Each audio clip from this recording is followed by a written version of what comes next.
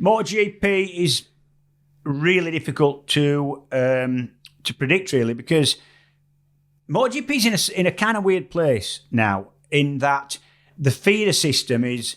It's not like the old days when you could be a successful and famous 250 rider or 125 rider like Nieto or Casoli or Martinez or a 250 man like, don't know, Cork Ballington or Anton Mang or, and stay in that class, Carlos Lavado.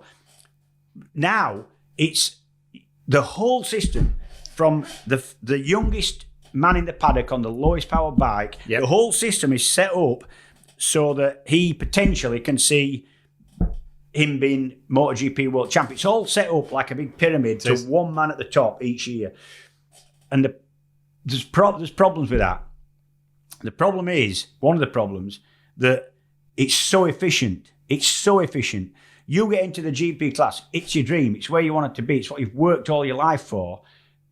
And then you get 6 months at it. And then because you're not quite performing as well as people think you should, it's brutal. You're out. Yeah. And there's another absolutely perfectly formed young, generally Italian or Spanish, popping off a conveyor belt, ready to go with his helmet in his hand. And that's a difficult thing. I agree with you. It's hard for the punters because by the time you've looked at somebody's profile, seen him in the paddock through a fence, like the way he's riding, I like him. I'll buy a hat and I'll buy a T-shirt and I'll get a flag and I'll wave it. Oh, he's gone. Where is he? He's in Supersport now. Yeah. So it's in a really difficult place. That's and that's borne out by the fact that last few years nobody's dominated the MotoGP class. Never. It's been 3 brand new winners every.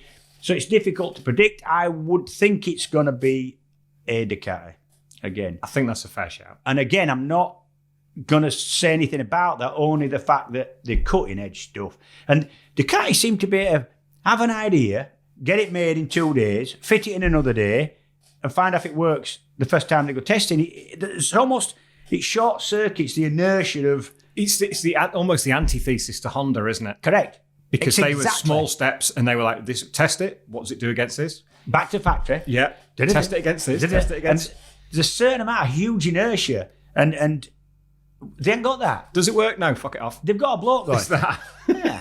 I think I know what we can do here.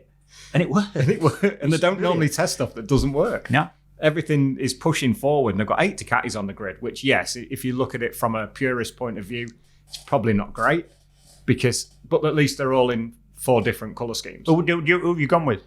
Me, I'll always go with Pecco. Always. Yeah, if I had to choose, I have to go with that, but I'm not even going to choose.